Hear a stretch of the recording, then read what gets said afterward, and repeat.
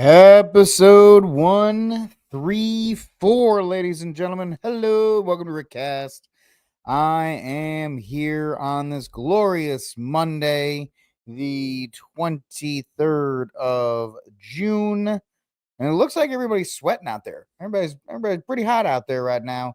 So I hope you're staying cool here on this wonderful Monday. And yeah, it's been a weekend, hasn't it?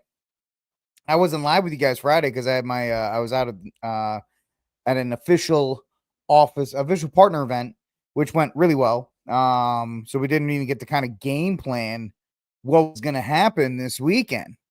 And so yeah, we've had a couple days to kind of let this whole thing marinate, happen. Things were said, people were offended, sides were drawn, which is fine, and it needed to be. And of course, right now we have, in case you haven't heard yet, Trump has announced, and we'll get into it more during the story, that there has been a ceasefire, not peace, which is very interesting, right? There's a difference between ceasefire and an official peace treaty. I know people are going to knock me for not saying, Trump is, the second coming and all these other kinds of things. And that's fine. I'm not upset with that because I have been disappointed with this weekend's performance by Trump. Obviously, the ending of hostilities is good Trump. how we got there is bad Trump. It's very bad Trump. And I'm going to talk about when we get to the specific topic of the Middle East and what happened, how all this is done has set up the next event. Because this isn't going to be the end of it. It's not going to be the end of it. And it's not because of the Iranians either. It's going to be because of Netanyahu. I'm not even saying the Jews. I'm saying Netanyahu. Netanyahu needs a war. He needs it to stay in office. So he is desperate for it. And on this side of the pond, you have Lindsey Graham, who is still on the floor of the Senate demanding we do a regime change. A lot of people who want this done. And the door cracked open this weekend. Pandora's box was opened this weekend. Meaning, oh, you did it last time, Trump. You can do it again. Oh, you bombed him last time. You can bomb him this time. And after you bomb him, then we'll do this. Then we'll do that. Listen, I said it over the weekend. If nothing happens, there won't be anybody happier than me. And I fired off a post. I think it was sometime Saturday night when this whole thing popped off. I'm never voting in the GOP again. Now, does that mean state level? No, I'll vote for state politicians, obviously. But the feds, for me, it shows that our foreign policy is controlled by another country, and it doesn't matter who you elect. We can't. You know, it doesn't matter who you elect. It doesn't matter who you vote for. So I am most likely done with POTUS politics for the rest of my life.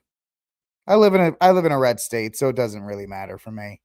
But yeah, I have no desire to contribute to this, but we'll get to that more in a moment. Anyway, on top of that, there's obviously other things. What happened in Iran is going to take, most of our time, but there's at least 4 other stories or 3 and 2 warm-ups that I have for you guys today. First one, is Mike Lee's continuing to get dragged for his disastrous idea of selling federal land. And it looks like at least he's giving lip service to the fact that he is being dragged publicly for this stupid idea, which it is a stupid idea, because if he's not doing this to build affordable housing for H-1Bs, he's doing it so his buddy Glenn Beck can get access to a lot more federal land that he can sell through his real estate agency. Yeah, Glenn Beck's got a real estate agency, real estate company, Real Estate Agents I Know, or something like that. So yeah, we're going to talk about that. Did you know that Kroger, which is a very, it's a godless heathen company anyway, is closing 60 stores across these United States? I see this as the beginning of even further consolidation of the food supply. I see this as the beginning of further, what did I just say? Not condensation, gathering up, siloing of our food supply. And we'll talk about that. And then finally, we'll do a little bit of box office report. Elio bombed 28 years later, which I missed it last week. So it'll just be a way too late movie review when it comes out on streaming in 4 months. I don't care. But I've already bought, if you're interested, Consolidation. Thank you, Bellator. I had a Joe Biden moment for a minute. I already have my ticket for F1, the Brad Pitt movie about IndyCar racing. 11 a.m. on Friday. I'll go see it. I'll have a review for you on that afternoon. I don't have any official partner events or anything like that on Friday, so I will be able to get that one done. All right. Let's get to it, ladies and gentlemen. Do me a favor, like, subscribe, share, hit that notification bell. All the people on streaming have to do that in order to get people to play along. That's what we want to do. And it came to me this weekend. we all know the statistic about the OF models. The OF models, most of what are you doing? I mean, obviously my shirt looks good, but what is my I friggin' hate this friggin' camera, man. First of all, it's got a microphone in it, and that's why I get bad. By the way, look at my super awesome Dr. Pepper shirt, right? Because apparently Dr. Pepper is huge in Japan, so that's why it's Japanese and it says Dr. Pepper. So by the way, Dr. Pepper is fantastic. I don't know why, because most of these new cameras have this like AI feature that if you wave your hand a certain way, so I have to go in every time and shut off the AI features because I don't want you to track my hand movement, so it does stuff like that, like a weird like look at my shirt moment. I'm not a woman, so there's no reason for you to be looking down here. I'm not getting more subscribers by look. Trust me, I'm probably losing subscribers if you're looking down in this area. Unless if I was a female streamer, I'm telling you this much, all my camera angles would literally just be, that. If I was a female streamer, this is what you would see. Just that would be my point of view. Oh, that's right. That's misogynist. That's my stuff up there and back to normal. All righty, here we go. Want to make sure we get the Sacred Heart there in the background and moving on. Here we go. So, yeah, my eyes are up here, G. My eyes are up here, G Money. They're up here, buddy. Yeah, staying pay attention. All right. It is. So, what was I even talking about? I don't even remember before my camera got wackadoo nuts. Oh yeah, OnlyFans OF is very much for men. It's podcasting, right? Every time we see tons of stories about women who give up their job to be famous as OF models, and then it's always the poor girl has like 5 subscribers and she makes like $200 a month. That's podcasting for dudes. We all think, oh, I'm going to go in, I'm going to be the next Timcast or the next Quartering or the next Crowder. And then 2 years later, you're like, wow, I've put in like $5,000 and I've made no money on this thing. So just a little insight on how most podcasters are. It's heart. So it's all about heart, Brian. It's all about heart. But I thought that was an interesting comparison. Women have OnlyFans, men have podcasting, right? Or delusions, if you want to call them that. All right, so I got you guys in here. Let's get to our first. Where's my actual stories? Let's see. I lost it. Interesting. I lost my mind. I lost my stories. All right, well, I'll get them back. Come on back, stories. Where are you? There they are. This is an interesting one. Speaking of Texas, first warm-up story here from Ground News. Tesla debuts driverless Model Y robo-taxis in Austin. If you thought the traffic was bad in Austin now, it just got a lot worse with these robo-taxis coming in. Tesla deployed 10 to 20 self-driving Model Y SUVs in South Austin yesterday, offering $4.20 rides within a 30 square mile geofenced area. This launch marks Tesla's entry into the competitive robo-taxi market, potentially transforming ride-hailing services. Industry analysts predict robo-taxis could represent a 90% of Tesla's profits by 2029, meaning people aren't going to be buying the cars anymore. They're going to be buying these robo-taxis, or they're going to be out. They're essentially, Tesla's going to turn into a fleet service. That's exactly, what it is. Yeah, within 30 years. Yeah, that's part of Austin's plan. It really is part of Austin's plan. So, yes, $4.20. You know, these people, Elon's a kid. He's a genius, but he's a child. So he probably thought that was hysterical. But yeah, that's your first one. You're going to be able to, in Austin,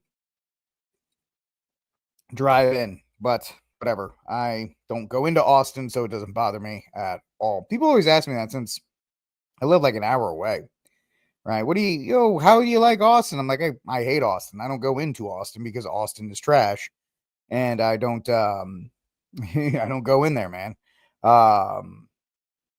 Dude, it's all predictive programming. Bellator, you're going to get a kick out of this. Top Gun Maverick was predictive programming for the Iran strike this weekend. They even said as much on Fox News. I don't have the clip, but they use that. They use like, oh, the strike was like Top Gun, the latest Top Gun movie. There's reports. I think it was WikiLeaks had the report that they've been, most of the writers in Hollywood. I know Family Guy did a skit on it. Are Jewish. And when Peter runs for Congress, they give him 2 Jewish writers. It's like in the first season, and then they leave, and he's like, "Come on, make me funny," and they just walk away. But yeah, so it's absolutely it's all about predictive programming. They've been predicting programming war with Iran for years, and that's what they're looking for. So that's our first story. Second story here. So, in case you were worried about deportations, things that people elected Trump to actually do, SCOTUS has allowed Trump to restart the swift deportations of migrants away from their home countries. On Monday, the SCOTUS voted 6-3 to lift a lower court injunction, allowing the Trump administration to resume deporting migrants to third world countries without prior notice.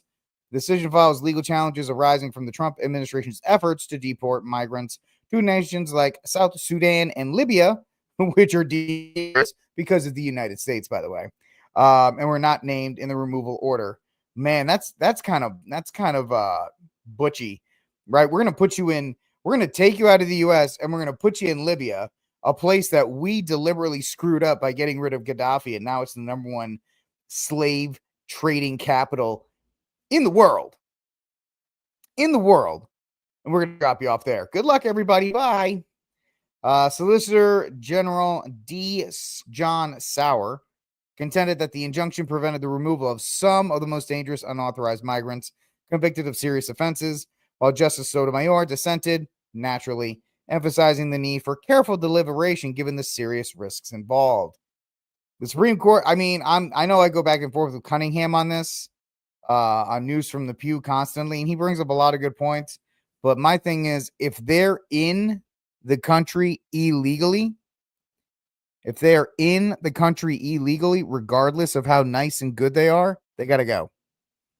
I know Steve doesn't like when I say that because, too many Americans are suffering either wage stagnation, housing, the fact that money gets spent on these illegals, the fact that illegals take CHIPS or other programs designed to help single mothers and low-income families. They buy food and they bring it into their restaurants. It's one of these things that the bandage has been off for too long on immigration, and it may not seem great. And I love Steve for it, and I get what Steve's saying.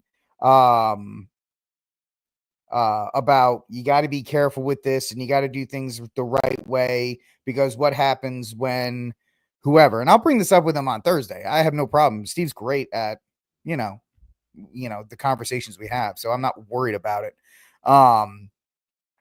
The idea of what's going to happen when, the other party gets into power. You have to realize that the other party is going to do whatever they want, no matter what. Even if we don't do it, they're going to do it. So we have very little time to get rid of as many of these people as possible. So that's my opinion on that. And, Steve and I will go,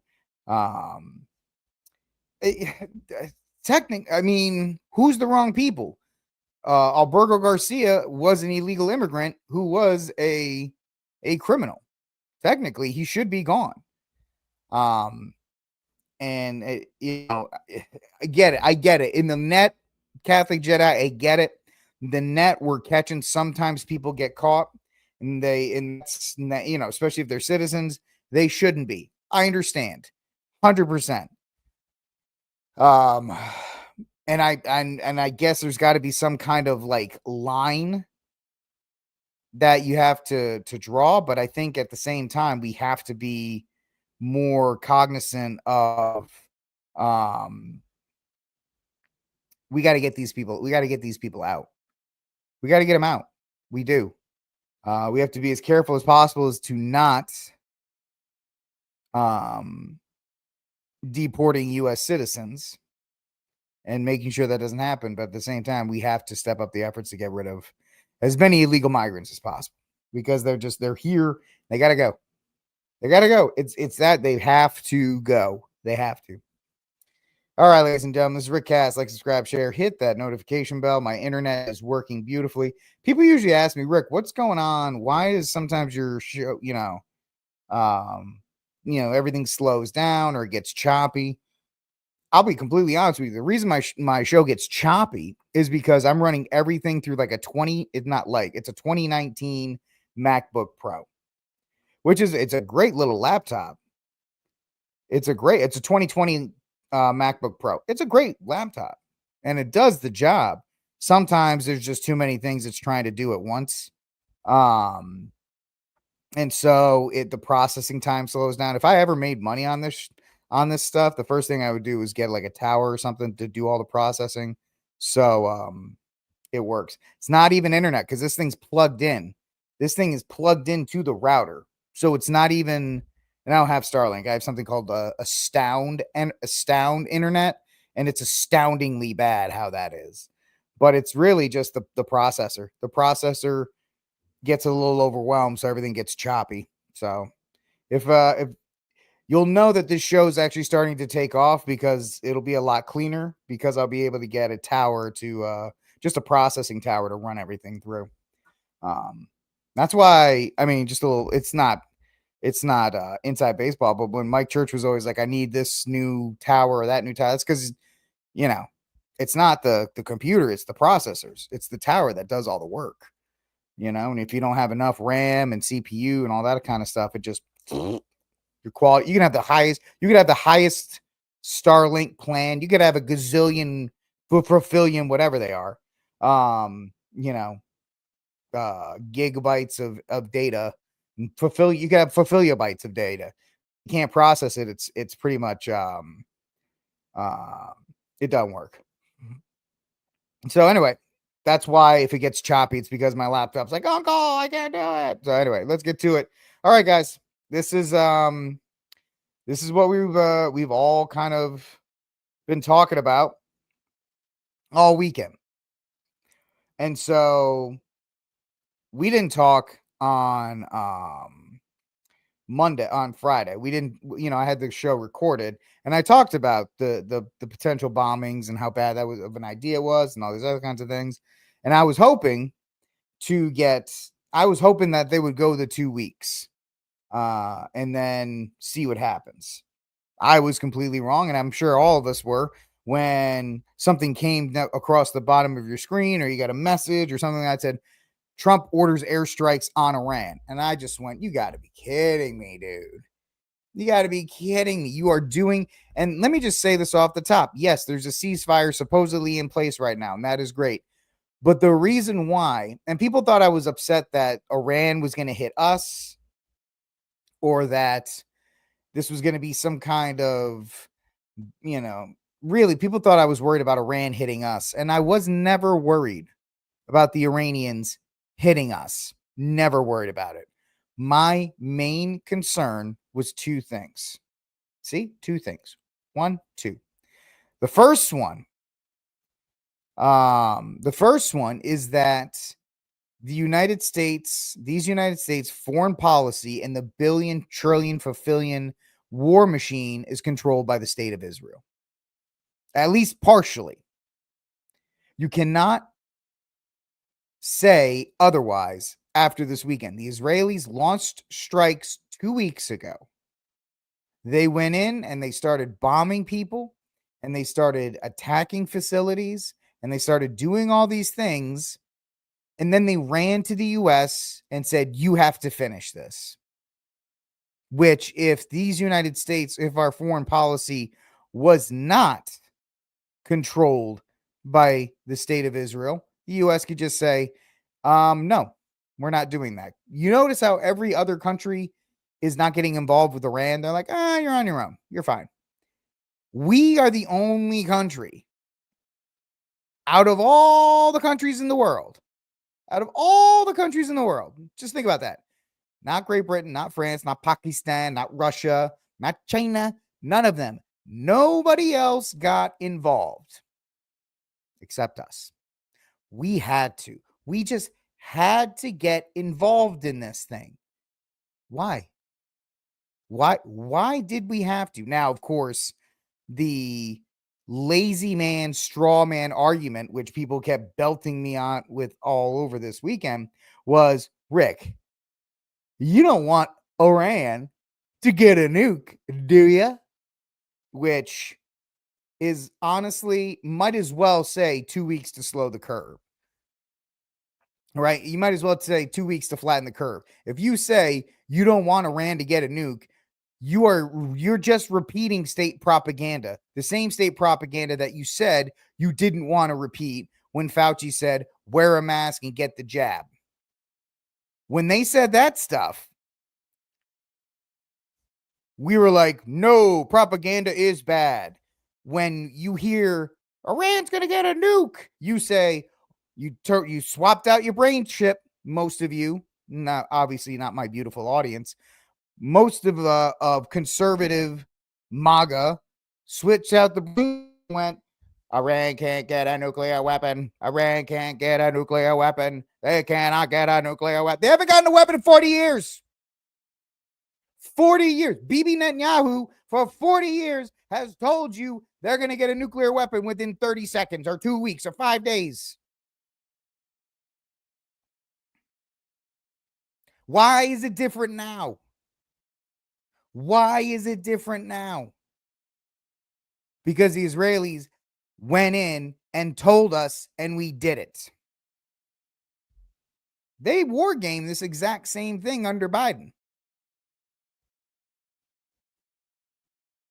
Which is weird that they didn't do it under Biden, because the Biden regime would have loved to have it done under their watch, because it would have given them something else to talk about besides Joe Biden. So it's interesting that they didn't do it under Joe Biden, but they did do it under Donald Trump. And of course, I, like many other people, started saying, what about the whole no new wars thing? And then all of conservative and neocon, it's crazy when like Steven Crowder and Mark Levin are essentially on the same page. Sorry to say it, but you guys are coming back and saying, just because you drop a bomb doesn't mean you're at war. Just because we flew, and you'll find out, 36 hours to drop bombs on another country that at the same time we were told wasn't a threat. We were told Iran was Schrodinger's enemy. They were 45 seconds away from getting a nuke and destroying everything, and at the same time they were the weakest military on the planet. And the fact that they walked this line and everybody just gulped down the Kool-Aid, we'll call it the Trump aid, everybody just gulped down the Trump aid without question. And then some people are like, I've been waiting to strike Iran for 40 years. Hey, guess what? That's not just war theory, homie. And some people are trying to apply just war theory to this. Incorrect. There is no just war doctrine. If you are a Catholic, you cannot get behind what happened this weekend. There are multiple principles that are violated in just war theory that with what happened this weekend. But again, we haven't been adopting or running by just war theory in a long time. But the fact of the matter is, we had to do it because they were burning American flags, or they were chanting death to America. Hey, guess what? In 50 years, so will the people in London. We're gonna put in Operation Blow the Brits Out of the Water. What's the policy here, man?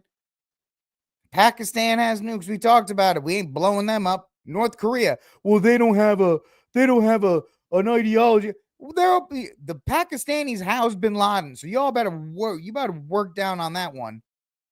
And secondly, if the North Koreans if they could, they would have done it by now. But we ain't flying B-2s over to North Korea, are we? Oh, that's right. they're next door neighbors to China. So the tough talk ends there. So we flew them over, and let's get a couple of videos. This was announced on Saturday at 10 p.m. Because apparently Trump operates like it's a Big 12 or like it's a Pac-12 game. But let's check it out. It's 3 minutes long. In case you haven't. Thank you very much. Nope, I want that one. A short time ago, the U.S. military carried out massive precision strikes on the 3 key nuclear facilities in the Iranian regime: Fordow, Natanz, and Esfahan. Everybody heard those names for years as they built this horribly destructive enterprise. Our objective was the destruction of Iran's nuclear enrichment capacity and a stop to the nuclear threat posed by the world's #1 state sponsor of terror. Tonight, I can report to the world that the strikes were a spectacular military success. Iran's key nuclear enrichment facilities have been completely and totally obliterated. Iran, the bully of the Middle East, must now make peace. If they do not, future attacks will be far greater and a lot easier. For years, Iran has been saying death to America, death to Israel. They have been killing our people, blowing off their arms, blowing off their legs with roadside bombs. That was their specialty. We lost over 1,000 people, and hundreds of thousands throughout the Middle East and around the world have died as a direct result of their hate. In particular, so many were killed by their general, Qasem Soleimani. I decided a long time ago that I would not let this happen. It will continue. I want to thank Prime Minister Bibi Netanyahu, who worked as ever before, and we've gone a long way to erasing this horrible threat to Israel. I want to thank the Israeli military for the wonderful job they've done. And most importantly, I want to congratulate the great American patriots who flew those magnificent machines tonight, and all of the United States military on an operation the likes of which the world has not seen in many, many decades. Hopefully, we will no longer need their service in this capacity. I hope that's so. I also want to congratulate the chairman of the Joint Chiefs of Staff, General Dan Raisin Kane, spectacular general, and all of the brilliant military minds involved in this attack. With all of that being said, this cannot continue. There will be either peace or there will be tragedy for Iran far greater than we have witnessed over the last 8 days. Remember, there are many targets left. Tonight's was the most difficult of them all, by far, and perhaps the most lethal.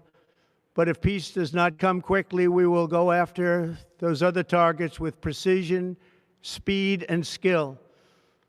Most of them can be taken out in a matter of minutes. There's no military in the world that could have done what we did tonight, not even close. There has never been a military that could do what took place just a little while ago. Tomorrow, General Kane, Secretary of Defense, Pete Hegseth, will have a press conference at 8 a.m. at the Pentagon. And I want to just thank everybody, and in particular, God. I want to just say we love you, God, and we love our great military. Protect them. God bless the Middle East. God bless Israel, and God bless. God bless Israel, everybody. God bless Israel. America. Thank you very much. Thank you.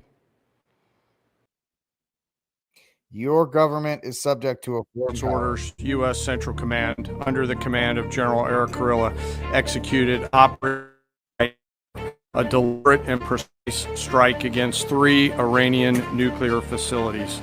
This was a complex and high-risk mission carried out with exceptional skill and discipline by our joint force. I want to thank every service member, planner, operator that made this mission possible. Their actions reflect the highest standards of the United States Armed Forces. This operation was designed to severely degrade Iran's nuclear weapons infrastructure. It was planned and executed across multiple domains and theaters with coordination that reflects our ability to project power globally with speed and precision at the time and place of our nation's choosing. This was a highly classified mission with very few people in Washington knowing the timing or nature of this plan. So, and what has proven to me from this weekend, is that the George Carlin skit is 100% correct. We're a warlike people, man. We love it. Golly, do we love it.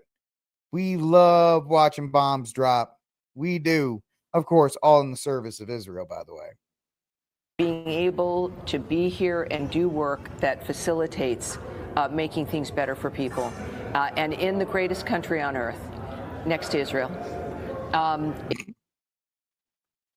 Your politicians are bought and paid for, man.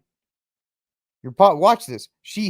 The look of terror on this woman's face, Tammy Bruce, when she forgets to do the correct genuflecting. And in the greatest country on earth, next to Israel. Next to Israel. I have no problem with the Israeli people. But I do have a problem with the fact that they control most of the government. Or they not control. Let me take that back. They have an outsized influence. How about we say that? They have an outsized influence on what's going on. And we don't even know. We don't even know if the strike that happened on Saturday was even effective. There's different reports out there saying that Trump and the State Department and back channels actually contacted the Iranians so they could get their stuff out. And if they didn't contact the Iranians knew something was coming because they got a lot of their material out of Fordo. They got a lot of material out of, if I can find it.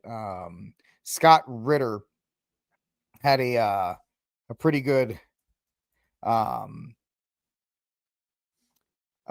point about this. Oh, it's not Scott Ritter, Scott Riddell. Had a pretty good point about all of this, I believe. And this whole thing that everybody in conservative media is celebrating, this whole thing that everybody is just overly excited about. I'll try to keep it as PG as possible. About, look at these B-2s, and they flew from Missouri, and they flew all the way over to Iran, and they dropped these bombs, and they were out before anybody even knew what happened. Yeah, that's great. It's like literally, it's like Shaquille O'Neal playing in a CYO game and scoring 100 points. There was no chance that the Iranians were going to or be in any way, shape, or form a danger to us. Maybe to some of our bases in the region, which happened this afternoon, and nothing really went there. But the fact that people are losing their minds over this strike just shows you how much of a warlike people we really are. It was always funny when I would hear that that bit by Carlin, especially when if you got a bunch of brown people, you better watch out. That bit stays the same forever. That bit stays the same forever. You got a bunch of brown people, you better watch out, man, because the United States is going to find a way to drop bombs all over you. And then secondly, we cannot go without war. And I know people will say it was an airstrike. I think G Money said in our chat, it wasn't war, it was an airstrike. It was an airstrike. It wasn't war. Well, aggressive acts are aggressive acts. And I know some people may say that I'm splitting the baby on this one. And that's okay. I'm completely and totally fine being this way. I'm completely and totally fine saying this. So this is Scott Ritter, who's a former UN weapons inspector. on X talking about this after the strikes took place. It's an act of theater. Trump's big mouth boxed him into a corner. Iran wouldn't play his game, so he had to bomb them to save face.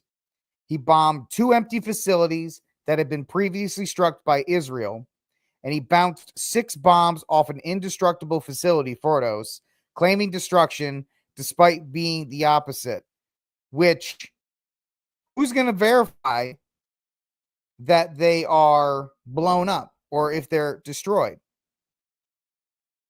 Right? How are we going to verify that Fordo is destroyed? We don't. We have people looking, oh, this is a crater. Yeah, you dropped a bomb inside of a mountain. Of course it's going to be a crater. But there's 2 problems. 1, we don't know how deep Fordo is. 2, you think they're going to keep all their good stuff at the top level? No, it's going to be buried even deeper. And we were all saying the reason they were discussing tactical nuclear weapons on Friday is because they admitted that the bunker busters couldn't get down that far. Well, Rick, we dropped 14 of them. Congratulations. You dropped what? 2 back to back?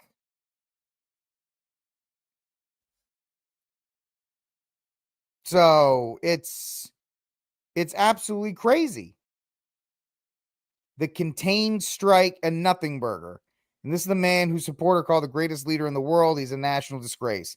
And that's where I say bad Trump. Because he got forced into this corner by the Israelis. He got forced into this conflict. And he got forced into this. And the reason why is because anytime you do military action,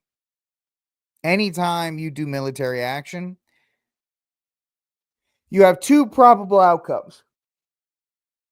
Excuse me. You have 2 probable outcomes. I don't know why I yawn. I just do. It's like in football. When the offense throws the ball in football, there's 3 outcomes. 1 is positive, 2 are negative. The positive is the wide receiver catches the ball. The negatives are the ball gets dropped or the ball gets intercepted. Yet people still do it. When these planes go into the air, yes, what happened was great. I am happy that they came back safe. But those men and women are in danger. And I know people are like, they're never in danger from the Iranians. You never know. You never know. If one thing had gone wrong, we would be scaling up a full-scale boots on the ground invasion right now. We would. It's that simple. Don't listen to me. You can listen to good old Jack Bosievich. Right, he's up there, and Mark Levin also on Twitter as well, and I'm sure he will on Fox at some point, saying, how are we just going to allow them to stay? We can't just allow them to stay. We've got to go in. We've got to do more. We've got to do this. More. Full-on regime change. Full-on regime change. And I said, Lindsey Graham, with this, history lesson, I wish he could dial it back just a little bit to the regime change that happened just before the regime change of the Iranian student revolution, because a little something called Operation Ajax that perhaps we could talk about in the 1950s, back when Iran was a democratic republic. And who was it that overthrew? Oh, right. The CIA overthrew the democratic prime minister of Iran, Mossadegh, and reinstalled the Shah. That's what made the Iranians so mad they turned to a nut job like I told Khomeini. It was the last time all these eggheads got together in the CIA and said, this will be a great idea, going to work real well for everybody. It was about oil, because BP controlled the oil, all the oil fields in Iran, and then Mossadegh came in and nationalized it. And they said, we can't have that. So it started with MI6. It was pre-Vietnam, by the way, the same way the French came to us about Vietnam. The British came to us about Iran. Go look this up. Go ask ChatGPT. Go ask Grok about it, whatever you want. And you will see it's very, very clear. That regime change led to the Shah. So we overthrew democratic Iran. Let's get it straight. That was us.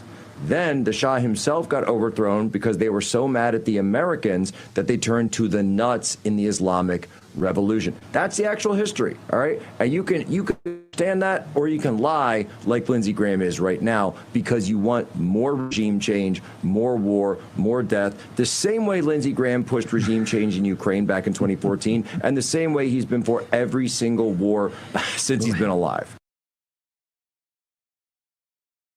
Why do they do what they do? Religious. And this is the reason why, and we'll talk about the ceasefire in a moment. Ceasefire is great, but you have Netanyahu, who is still talking about regime change, and you have Lindsey Graham, who is just the voice of a bunch of other people. A bunch of other people think the exact same way he does. They just don't voice their opinions because they know it's not popular, so they'll let Lindsey do it. Fanatical beliefs, a master religion for the world. And if you don't believe that, you have missed a lot. That's what they want. The only way they're going to get there is for somebody to stop them. What did Hitler want? To take over the entire world. Hitler reference, take a drink. And create a master race. Anybody that didn't fit his definition of the right kind of person was imprisoned or killed. The Ayatollah and his henchmen have that same view, but it's religiously driven.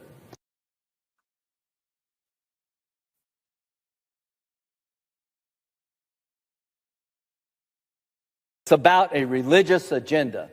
Why do they do what they do? Religious, fanatical beliefs, a master religion for the world. And if you don't believe that, you have missed a lot. That's what they want, and the only way they're not going to get there is for somebody to stop them. What did Hitler want? To take over the... What did Hitler want? Okay. I thought there was more left. Guys, they're still pushing for it. They're still pushing for it. Even though, and let's bring it up, even though there's supposedly a ceasefire. Saw from that stinger, President Trump just posted to his X profile, "Congratulations to everyone. It has been fully agreed by and between Israel and Iran that there will be a complete and total ceasefire in approximately 6 hours from now, when Israel and Iran have wound down and completed their in progress final missions for 12 hours, at which point the war will be considered ended.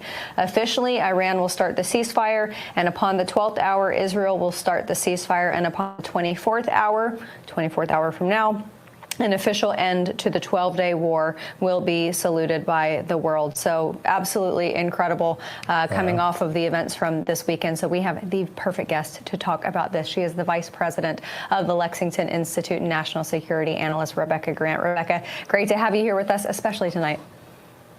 Oh, great to be here. All right. Since Iran is so trustworthy, should we take this with a grain of salt? Because it sounds wonderful. It sounds like the ideal scenario, but do we trust it? Well, let's hope so. I'm impressed with the detail, and we'll be watching Iran very, very closely. So we see that their military is in more of that relaxed and stood down posture.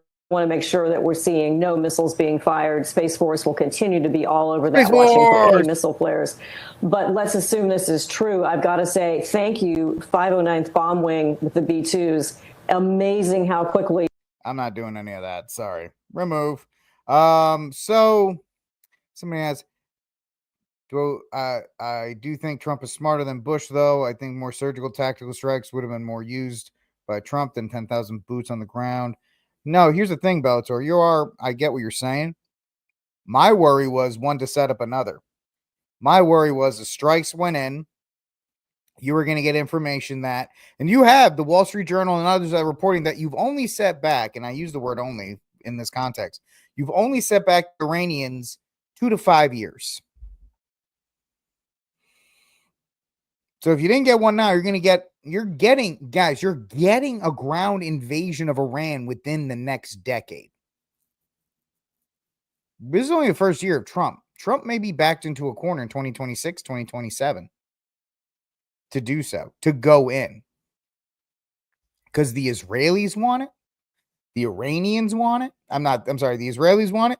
The military industrial complex wants it. And so my fear, and this is what I've been saying, though, I wasn't worried about Iran striking America. Now, I am worried about sleeper cells. We all know that because 20 million people came rushing through the border, and terrorism is terrorism. But the fact is, I was worried about the follow-ups, and Netanyahu is already on there saying we need to finish the job and we need to do this. He still wants it. Remember, if you watched the show on Friday, because it was pre-recorded, I said the Iranians were desperate to get Trump on the phone to protect them from the Israelis, to get the dog back on the leash, essentially. Mark, if you think about it, why did we drop bombs on Florida? Why did we send over about $2.1 billion in military might to bomb empty sites? Because because Netanyahu and his government wanted it. They demanded we do it. There was no reason for Trump to do this. Trump didn't have to do this. So no, I'm not going to give all credit, and I'm not going to lick Trump's boots like a lot of people are. You know, you have everybody be like, Trump was right about everything. Hey, man, I'm happy he was able to get this thing settled. I'm happy there's a ceasefire in place. I'll say that again and again and again. But I'm worried that the door has been opened. That Pandora's box has been opened as far as military strikes. But don't worry. JD Vance says everything's going to be okay. Finish line before this broadcast, and it looks like the president has been able to do that. I mean, look, he's been working the phones constantly, frankly, before the 12-day war started, but certainly over the past 12 days.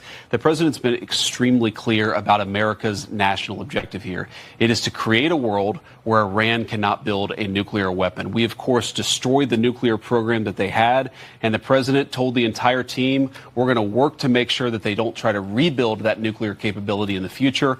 And this is a great thing. For Israel, think about this. They've accomplished an important military objective. They've helped us destroy the Iranian nuclear program. They've also destroyed the conventional missile capability of Iran that threatened the country of Israel. For the Iranians, I think this is a new opportunity to actually pursue the path of peace. As I said yesterday, what the Iranians have showed through their support of terror networks, through their now failed effort to build a nuclear weapon, is that they're just not good at war. And I think the president really hit the reset button and said, look, let's actually produce long-term peace for the region. That's always been his goal. I actually think when we look back, we will say the 12-day war was an important reset moment for the entire region.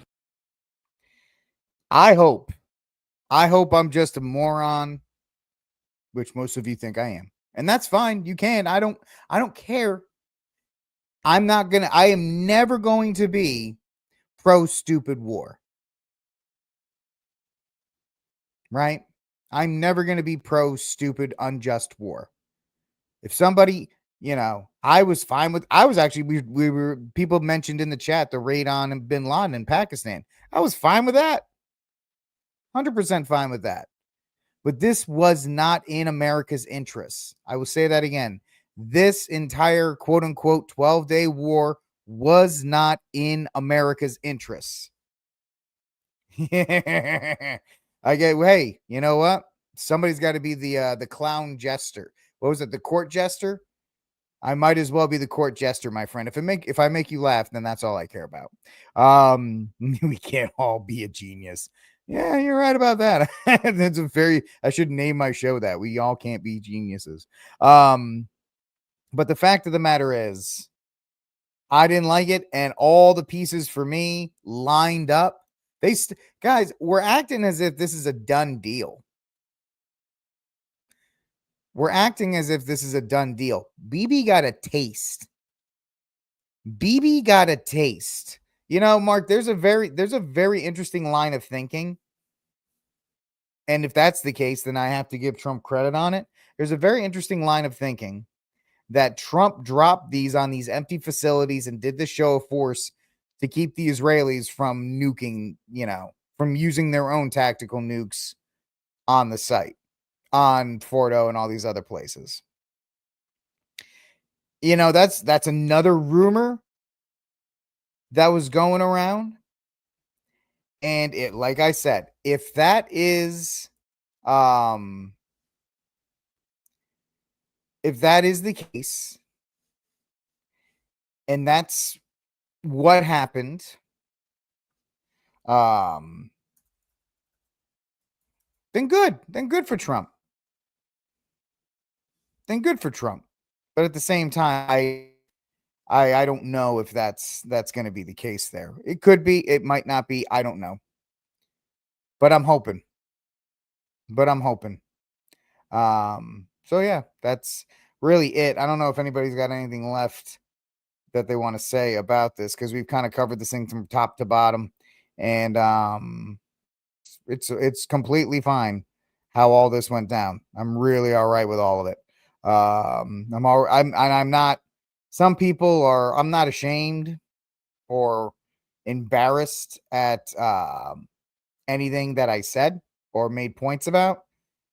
And I think it's healthy that we make it known that we're not fans of it. But yeah, I am worried that Netanyahu got a bit of a taste. He got a bit of the taste of being able to bomb people into the ground, and I don't know if he's gonna give that up that easy. I'm just saying, I don't think he's going to give it up that easy. People are too trusting. But then again, what do I know? Right? What do I know? Funny how. What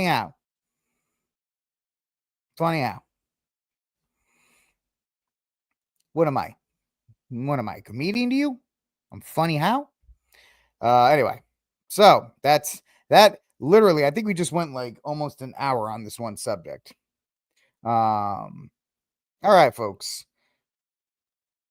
All right. This is RickCast. Like, subscribe, share, hit the notification bell. And yeah, so I'm gonna kind of not blow through, but I'm gonna give you 3 additional stories here. Because we always do 4 stories on this program. And I'm glad that you're all hanging out with me, and I'm glad that you guys are giving me your opinions on this, right? I'm glad you guys are pushing back on that. So, and you know, we can have this talk. And I don't mind being corrected or told. I have my opinion on this, and I hope you guys have yours. And you guys obviously have your opinions, and I appreciate every single one of them. And, you know, if you want Rumble on Getter, throw your comments in as well. They're more than welcomed. I want everybody's opinions to be there. So, yeah, we can talk here. I'm not going to, if I disagree with you, it's not the end of the world. As long as you don't give me well, Rick, do you want them to have a nuke? Shut up. Just shut up with that. It's the most disingenuous argument out there. Anyway, this show's going to be 2 hours if I don't get to it. All right, ladies and gentlemen. So, all right, that's the ceasefire, which we're all happy about. Yes, we are. Ceasefires are good. I am happy. You're happy. Everybody's happy. Trump's going to get he's going to get the golden ticket or the Nobel Peace Prize or any of these other things. Anyway, next story up. Mike Lee has been getting dragged from pillar to post all over the place because he has been promoting this idea of selling federal land. He wants to sell federal land to help pay down some of the debt. And everybody's like, whoa. What do you mean you want to sell federal land? What do you mean you want to sell federal land here? And of course, everybody goes, I don't trust the government. I don't trust what you're doing about it. And I want to make sure that you understand that it is not a good idea that the government sells off the land, especially because people started bringing up, hey, Mike Lee, what's your relation to Glenn Beck? right? Because here's Glenn Beck's ranch. This is red dot here because he's so humble. All this green is federal land. Mike Lee is a Mormon. Glenn Beck's a Mormon. I wouldn't doubt that this would be a scheme between the two because Glenn Beck owns realestateagentsitrust.com. He owns his own company, and this is, of course, his modest ranch. And so people are like, hold on a second. Yeah, but see, that's the problem. That's not going to happen. They're not going to sell it back to the state. They're going to put it up.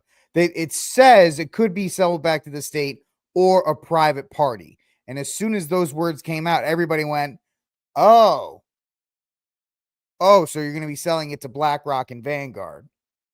So we can bulldoze the natural beauty of all these. You know, I'm not a huge fan of federal land, but I also realize that, you know, in the West, there's tons of places, camping, hiking. A lot of people take advantage of those places. RVers take advantage of federal parks all the time. And go and park there and stay, and they boondock, I think it is, overnight and things like that. So I get it. I'm not a huge fan of it, but at the same time, if I have a choice between the federal government owning it or BlackRock and Vanguard owning it so they could bulldoze it and make cheap apartments for H-1B visas, I'm going to keep it with the feds. I know it's not a great opinion, but I would keep it with the feds because at least that way, we know that would be the case. We know that would be the case because right now there's way too much tomfoolery taking place here. And the fact is, it's not about hunting. The fact is that this whole thing that, right, you would see far left NGO influencers are paid, whatever, I don't know, to do this. And so it's more than just hunters. It's the fact that this land, unfortunately, this is a lesser of the two evils event. Now, Catholic Jedi, I agree with you. If there was a way to sell it back to the state of Utah, to the state of Nevada, to the state of Arizona, to the state of Colorado and Utah, blah, blah, blah, blah, blah. Yes, obviously. But then I have a feeling Utah would sell their land immediately. And then you'd have this case again. Now, is it their choice to do so? Yes, it is. But let me tell you, I don't know if this is like this where you live, but as a guy who lives in I'm not in a rural area, but I'm not in a suburban area. I'm kind of in between. As a guy who is watching natural beauty, and I know I'm still in a nicer part of Texas. I'm not in the desert part of Texas. As a man who has watched beautiful open acreage, just these beautiful, like, picturesque rolling hills and green fields, and you got the cows at the ponds, seeing all that get sold off to put D.R. Horton houses on there. I kind of wish somebody would come in and buy up all the land so nobody could build cheap, crappy houses on them. Catholic Jedi, then you've seen it in North Texas. In North Texas, they are bound and determined to bulldoze every square inch of that place until it is all concrete. I wish somebody would come in and buy up all the land. And so, because there's tons of old empty buildings in cities. There's tons of ghost towns, especially if you know from North Texas. There's tons of ghost towns and small towns. That there's plenty of houses available. We actually here in Austin, Austin's to the south of me. They're having a housing crisis because they have too much housing. They have too much housing. Yet they continue to buy up land and they continue to bulldoze it over, and they continue to put up these crappy D.R. Horton houses so people can overpay them from California. And I hate it. I hate it because when I've only been here for 15, 16 years, and how Fort Worth has changed. Where I used to live up in the Haltom City area in Fort Worth. The nice part of Haltom City, which is it's not very much. Haltom City, if you're familiar, this is a Texas Inside Baseball thing. I'll be real quick. There's Haltom City, Fort Worth, and Keller. That's where I used to live. And it was beautiful. There was a lot of like nice open areas there. My wife and I went up there a couple months ago. It's gross. It's no different than Round Rock or Pflugerville or any of these other places. And I hate it. I hate it. Oh, you don't want people. You want people to have places to live. There's plenty of housing. There's plenty. You know what the problem is? It's all overpriced. So it's just gross. And the fact that they want to do more, and Mike Lee's plan is to sell it to developers like either the state who, if the feds sell it and they sell it to the state, it's getting in the hands of BlackRock and Vanguard or somebody like Glenn Beck so he can buy it all. It will not be used for the public interest anymore. Oh, really? The first place IDKKK in the open. Raymond, you might want to rewrite that because I can't. I'm stupid. I don't understand what that means. If you can rewrite that, that'd be great. There's something there. I'm just not smart enough to understand that. Yeah. There's some parts that have farmlands around there, and they just keep. Yep. I wouldn't be happy either because when I was up there. And even down here in areas, it's like I look at my wife sometimes we're driving and I'll say, I look at this house and we drive by it. We'll drive by a house all the time. I look at this house and I think about the couple that bought that house in 1980. They bought this house in 1980 because there was maybe a neighbor a mile down the road and it was just beautiful and it was open. Flash forward to today, and they've got a Bojangles across the street, and there's a strip mall over here, and stoplights, and all this congestion and grossness and city creep, and I really just cannot stand it. I really cannot stand it. It's just lakes. I love how they all come up with different it's like the ponds, the meadows. They're one step above trailer parks with their names, the names they come up with these things. Oh, it's the Galloping Winds of Haltom City. What are you talking about? It's the exact same lot. The houses are made by the same people. All right, Raymond, what were you saying?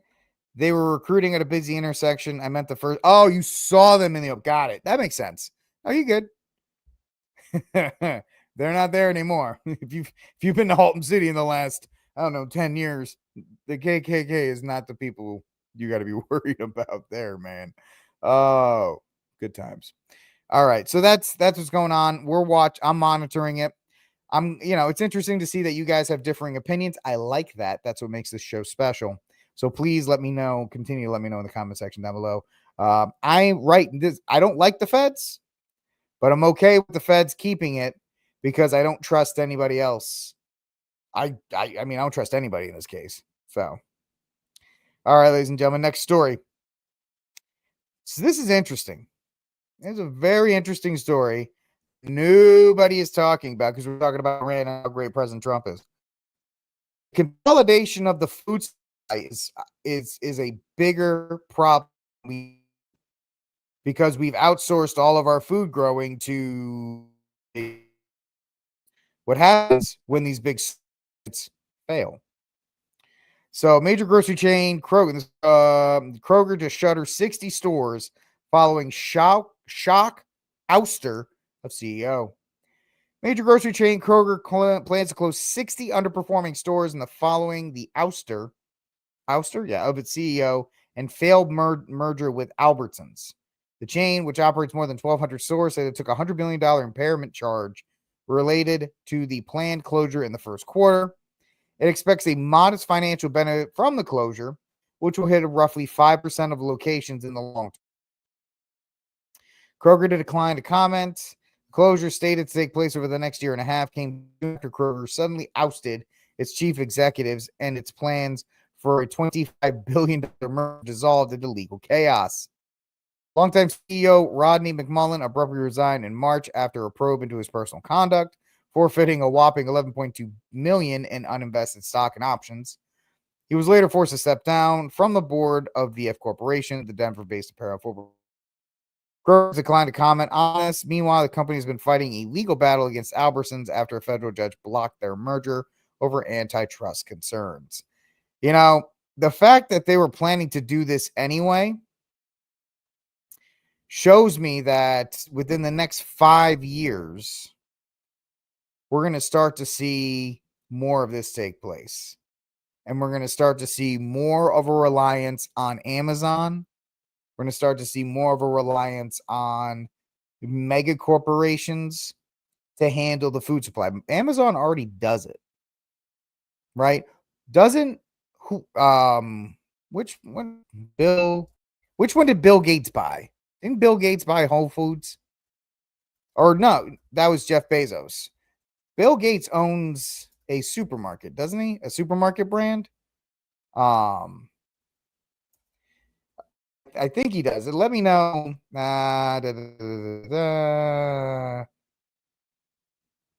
So Bill Gates and the Bill and Melinda Gates Foundation has invested in grocery stores, foundation to Picnic, an online supermarket in the Netherlands.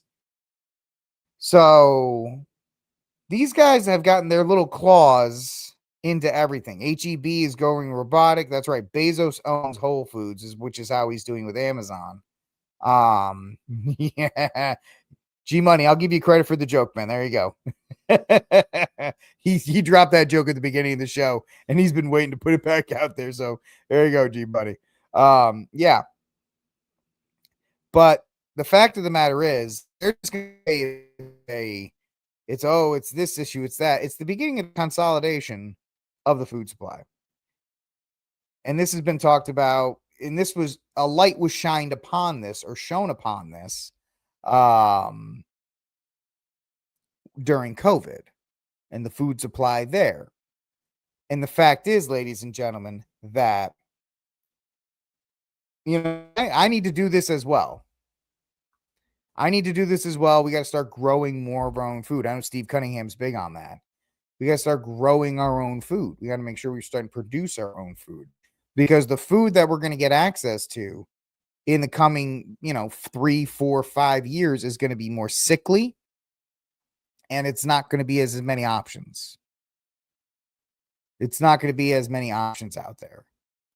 Like you said, Piggly Wiggly's going to go under. All your if there's any small town supermarkets, they'll be gone by 2028. They're just going to get priced out with inflation. The economy, I don't think the economy is coming back. I really don't. I don't think the economy is coming back. And I think that's going to push more of these things into the super big corporations to do so. And so we have to be wary of these things, and we have to make sure that we can do the best we can with whatever we can to try and provide for as much as we can. But yeah, that's just something very interesting that came about. All right, ladies and gentlemen, let's do our last story of the day. A little box office work here. Yeah, Mark, you're right. Money is tight right now. People don't have a lot of money. That's why the restaurant industry is on the edge of a knife. The movie theater industry, which we're about to talk to, is on the edge of a knife. And it's really, really tough for people. So it's a great point. People are struggling. And so it is, yeah. They're trying to regulate the Amish out of being, yeah. They've been doing that for a couple years. They've been raiding those guys for like milk and stuff like that. So, all right, last story of the day. Yeah, he's a boomer, so he's okay. Mark, you're a boomer. All right, ladies and gentlemen. All right. So here's the weekend box office for you. How to Train Your Dragon stays in the top spot. 28 year later delivers, and Elio stumbles. So highlights from the weekend. How to Train Your Dragon had about a 57% hold, which is not great for a kids movie. You'd want to see that more in the lower 50s, 51, 52, maybe into the high 40s. But that means that if this movie's dropping 57% now, it'll probably be gone, definitely by the time Superman rolls around on the 11th of July. Next week, F1 comes out this week. Jurassic World comes out, or Jurassic Park World, whatever the hell it is, comes out the Wednesday of the July 4th weekend. So this movie's going to get absolutely just blown out of the water as soon as Jurassic. I don't think Jurassic World's going to do great, but I think it's going to take all the wind out of the sails of this film. So, it looks like it's okay. So we'll see how long it does. It does, as long as it has access to these PLSs, these premium large screens. So as long as it's doing well there, it should be fine. 28 days later, the latest in the 28 saga, and the budget on 28 years later is somewhere between 60 to 75 million. That's what they're saying, somewhere between 60 to 75 million. And let's say it's 75 million, half of that's what, 30, so you're looking at 105 million total budget, which means it would have to make 250. It would have to make 250. Yeah, I mean, if it holds well, it could easily it needs to make 250 globally, right? It needs to make 250 globally, and it could. It could absolutely make 250 globally. We just need to know how it did. Do we have the domestic or the international? We don't, do we? Oh, so right now we have 30 million domestic, 30 million worldwide. So it's at 60 million right now. You would think it is. We'll see, Bellator. I don't think it's gonna make it. You can take the over on that. We'll put the odd at the numbers 250. You want to take the over? I'll take the under on that. I don't think it's gonna be. I think it's gonna be close, but I don't know. Really, it's gonna have to find out next week. We're gonna have to find out next week if it has a decent hold. If it has a decent hold, then we'll see if it does well. But we'll see. I mean, like Sinners had a pretty decent run as well, so it could. I'm not saying you're wrong. It just doesn't look like any film really has a lot of wind behind it this summer. And then finally, Elio, the latest Disney Pixar movie, which got absolutely drummed by critics. And,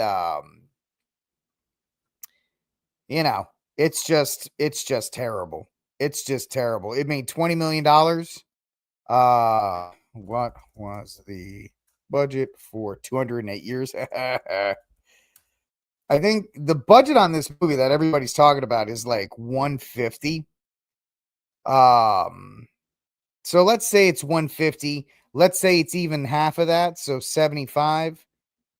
Maybe, so you're looking at you need to make 400 to 500 million dollars to break even for Elio. And it does not look like it's going to do that. So it's the worst opening ever for a Pixar film. It's one of the worst rated films for Pixar. And this is just continuing a losing streak for Disney and Pixar, because they just don't know how to make anything anymore. They're just lost. They're lost. They got rid of all their leaders and they got rid of all of their creatives in favor of trying to promote diversity, equity, inclusion, and all that nonsense. So that's what you get in that regard. But not too bad of a weekend for these guys. But at the same time, the box office is dying. It's not doing well, and it's another major it's another major thing that is probably going to go the way of a relic in a couple years. You'll still have like IMAX theaters, you'll still have premium large screen theaters. You won't have as many, but everybody's just too used to streaming. I think Pixar was actually Steve Jobs. I think Pixar was Steve Jobs. But you might be right on that. Who? I think you might be right on that. You're right. And what was the one that Steve? It's the other one. There was the other one that. Yeah, you're right. You're right. It was Lucas. So what was the one Steve Jobs did? I know Steve Jobs. He had another animation company. Steve Jobs animation. Oh, he did it as well. So I was right. I was half right.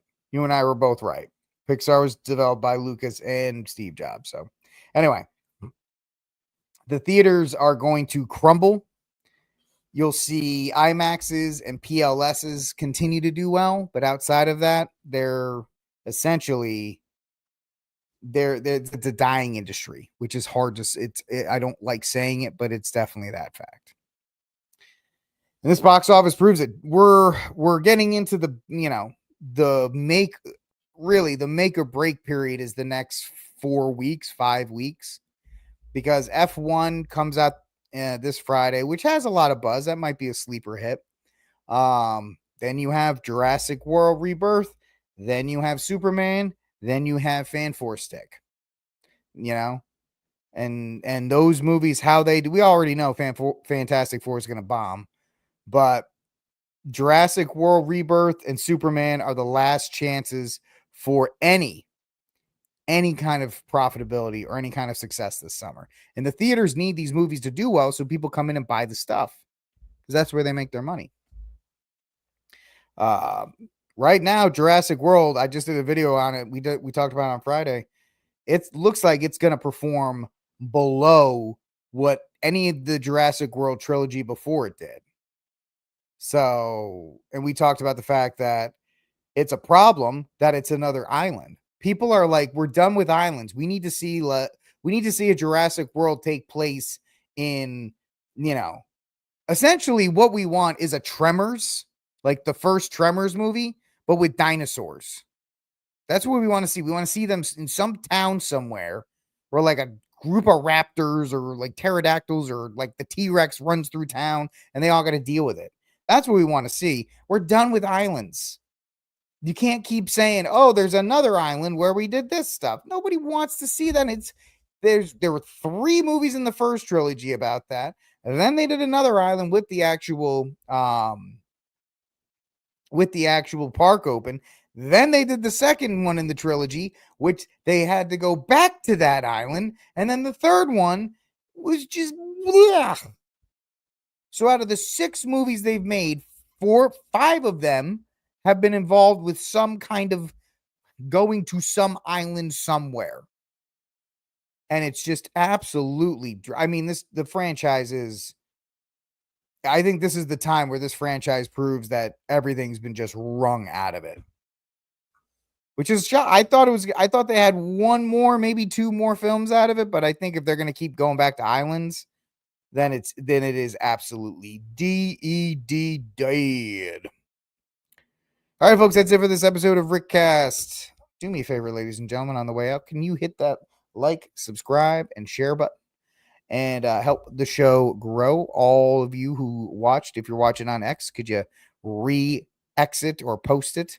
And let me know what you thought. And I will see you all tomorrow night. That'll be Tuesday on this week. It'll be the 22nd, right? Tuesday the 22nd. No, it'll be the 24th. Tuesday the 24th, episode 135 here on RickCast. I will talk to you all then, ladies and gentlemen. Thank you so much for hanging out with me. God bless. And until that day comes, free Dexter Taylor.